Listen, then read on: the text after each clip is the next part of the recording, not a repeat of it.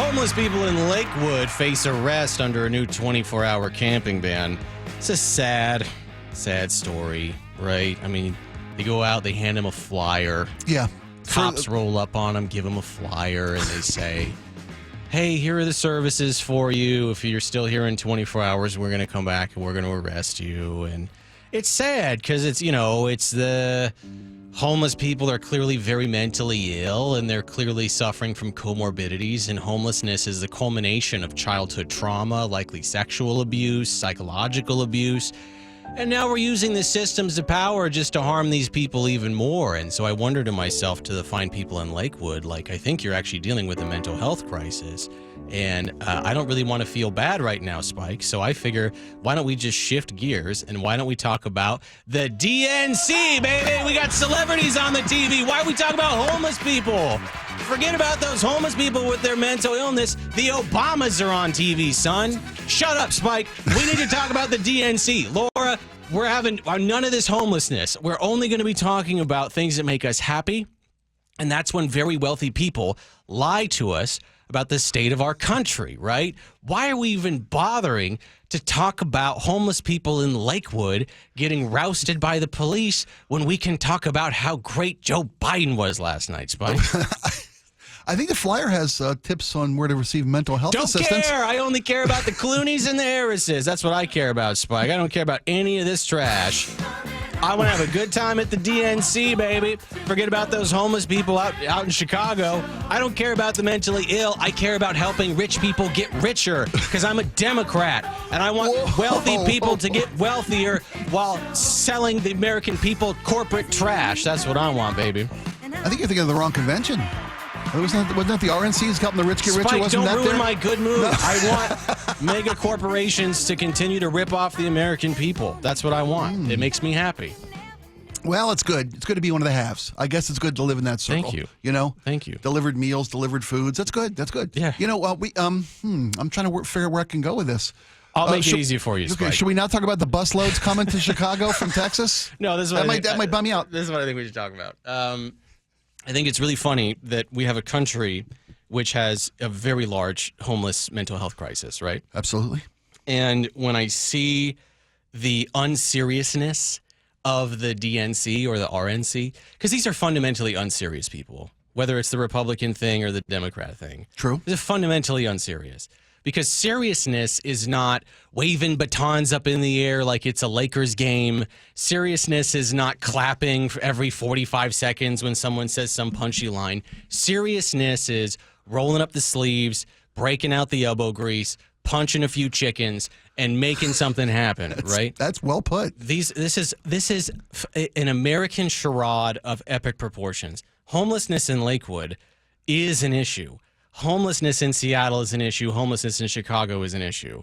The vast majority of people, out of sight, out of mind, I don't care about it. I want someone to feed me hopium. I want them to just huff hopium right into my face because this messianic figure, whether it's Donald Trump or Kamala Harris, who has been ordained by God, will descend from the heavens and bless us all with the Midas touch.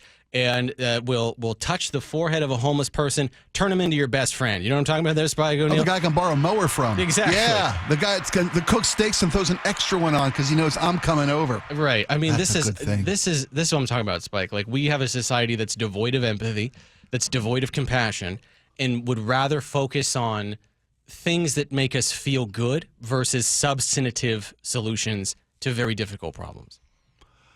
I like where you're going with this because it makes us look at the bigger picture. And I think that Lakewood is trying to deal with the problem from that perspective of humanity. They're not going out there and rounding up and ripping down tents right out of the gate. Mm-hmm. They're trying to get people, this is an information mission, first and foremost, down in Lakewood. Since the new laws have been passed in Lakewood banning 24-hour ban of camping outdoors. Mm-hmm. We don't want to say homeless, just camping outdoors. If I want to take my family to Lakewood for a little staycation, I can't do it because you can't camp outdoors in Lakewood. Mm-hmm. But they're trying to inform the citizens of Lakewood. There are services for you. There's mental health services for you, and give these people, a compassionate way to respect the citizenry of Lakewood that doesn't want to deal with the problem anymore? I mean, this is a tough needle to thread. Well, it's not even a needle that they're threading. It's a one-size-fits-all solution to a problem of deep mental illness, right? I mean, half of these people are like talking to themselves and they're wandering around and they're, arguing with Bob Barker in the middle distance. They don't really know what is going on at any point in time. And then you're going to have a system which is designed to punish, do outreach by handing out flyers. We don't know if these people have vision problems.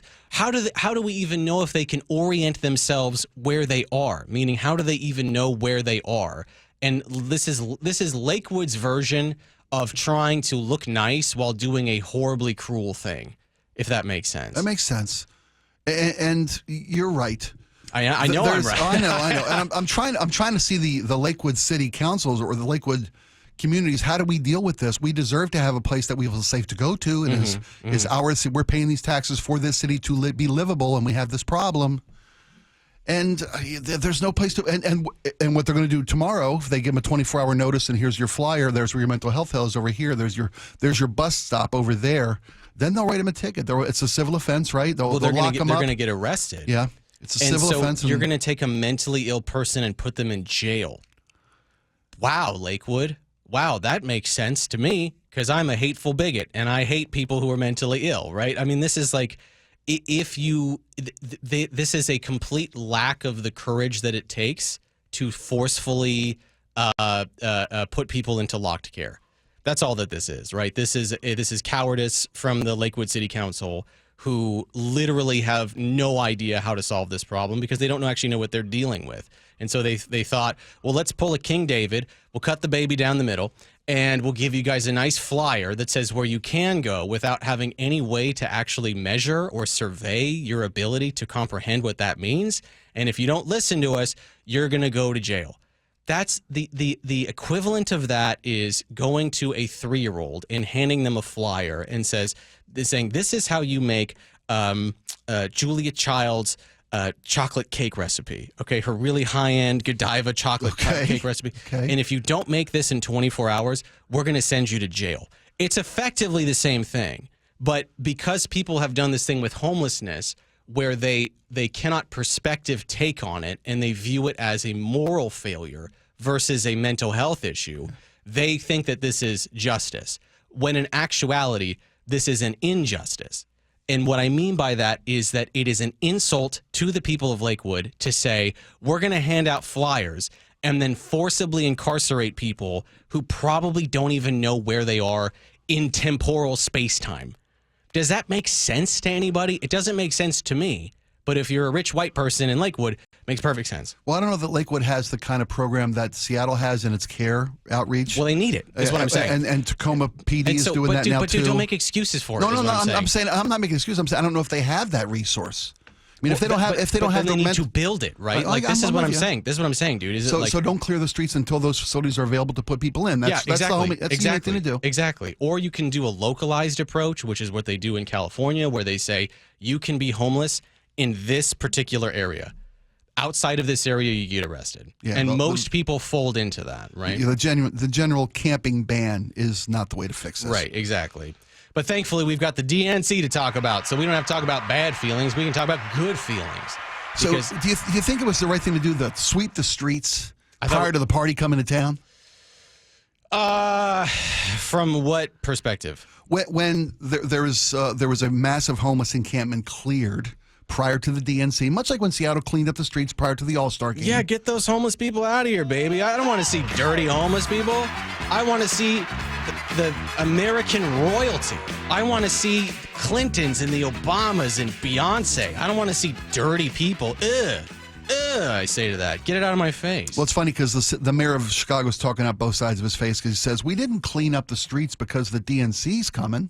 We've always been busy to make sure that the homeless in our town have the resources needed to make the transition. That's why we cleaned up the encampment. Just like the Super Bowl. Yeah. Carol said the same thing for the All-Star game when it came here last summer. Oh, yeah. I know it's just a convenient coincidence Yeah. that Soto suddenly doesn't have any homeless encampments. So this is what I'm talking about. If you have the courage of your convictions, like if Mayor Harrell had the courage of his convictions, which he does not, or if the mayor of Chicago had the courage of his convictions, you would say, yes, that's why I did it. It was a safety risk. It was a health risk, whatever it is. And so we made the determination to move those people out in advance, right? Well, that's what Mayor Johnson of Chicago said. Look, we had security concerns from the DNC Based. about these people that we couldn't account for, didn't know where they were, where they're from, who they were.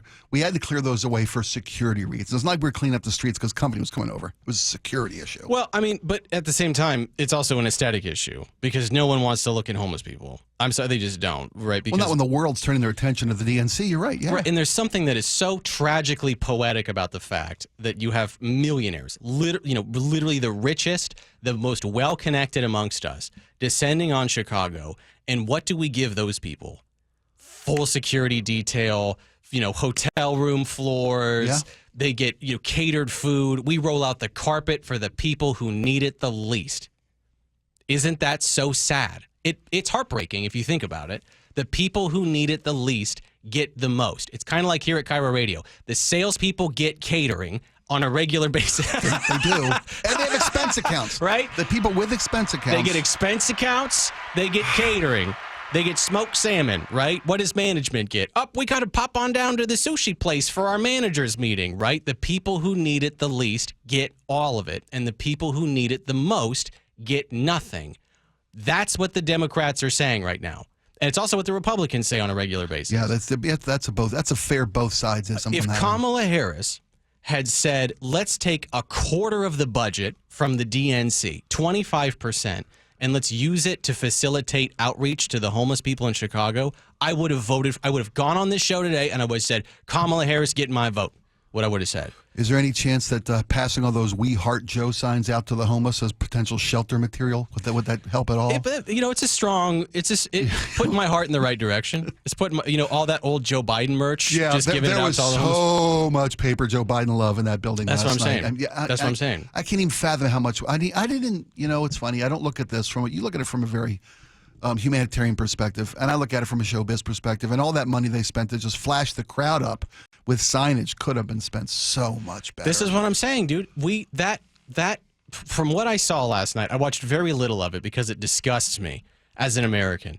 The amount of trash and garbage and waste that goes on in that building to showcase exceptionally wealthy people. Tim Walz, of course, is the exception to this. His net worth is only $1 million. But what you have is people who have basically been entirely removed from normal society. They are aliens to us. You understand what I'm saying? Yeah, security clearance, full security detail, walking around with a weird woman who smells like sulfur wearing a red cape. These are things that we are denied on a regular basis. But that's what the Clintons get. That's what the Obamas get. This is American royalty, and it's disgusting. It makes me literally gag on a regular basis because I can't stand it. Brother, brother is what I say, right? You're looking at people who are literally sociopaths, mass murderers, and what are they greeted with? What are they greeted with? Yeah, wait till the balloons drop. You're really gonna love it. Literally mass killers, and we are supposed to support this and celebrate this and think that this is so great. Do people forget that Bill Clinton signed DOMA into law? I think they'd like us to. Laura, do you know about this? The Defense of Marriage Act, 94? Mm-mm. It made it so that marriage at the federal level was only between a man and a woman. That's Mr. I love gay people. Bill, you know what I mean? This is like Bill Clinton now who looks back at that and he goes, I shouldn't have done that. But we think about it like the man has more civil rights violations on his record than any president preceding him. It's insane. Okay, yeah. But for some reason, he shows up to the DNC and everyone's like, there he is, Tricky Bill over there. Is he tonight or is he tomorrow? I can't tell. A man who's been credibly accused by 9 women, including, have you read what Jennifer Flowers wrote about Bill Clinton? Yeah, I have. Probably worse than Donald Trump. And what does he get? A standing O is what he gets. Prime time speaking. Can't get enough of that guy. Laura, are you familiar with the women who've accused Bill Clinton? Not really. Look into this. Every single I know one. that he doesn't have a great record. He's got. I don't know maybe- details. He's got grab him by the whatever record with these ladies, right? And he gets a standing ovation. I can't stand it, Spike, and I don't know why people do this thing where Americans have the memories of goldfish when it comes to our political leaders, who, quite frankly, we should hate 98% of them. We should not like them. Like, that's the way that politics is supposed to be. We should be critical and judgmental and hate, despise them so that we can vote them out of office, right? Yeah, but we play that binary. My side's not as hateful, as bad as your side Oh, is. they're all gross. I'm not saying you're Bill wrong. Clinton's hanging out with Epstein, right? Donald Trump right now is flying around in Epstein's old plane. The campaign rented it. Do you know what I mean? I do. This is so gross. They had it cleaned, though. didn't Ugh, makes me just want to throw up in my mouth. Kind of an inappropriate joke there, Spike. they? Well, I'm going to call that one out. That's kind of over the line. okay, fair enough. That's kind of over the line there, buddy. We didn't get to, I don't know if we're out of time, we didn't get to the whole busing people to Chicago for the convention thing for Abbott's doing. You know, they're Good. You should do it. Okay, We'll talk about it later. Okay, We'll talk about it later. okay, fair enough. Laura's trying to get me to. Laura, what is this? Are you trying to put me in the hospital with these stories? The people who quit dating. I from will the date. Atlantic. I will go on a date Will with you? No, but I'll say that I will. We couldn't just sit at a table with 5 strangers All right. for a meal. We'll talk about this, and I'll tell a story about, yesterday afternoon. You guys will not believe, is all about this. I had 3 phone calls back to back to back, and it was like I felt like I was having like an intervention or something like that, Really? where everyone was talking to me about the same thing, Oh, okay. and I was literally going insane.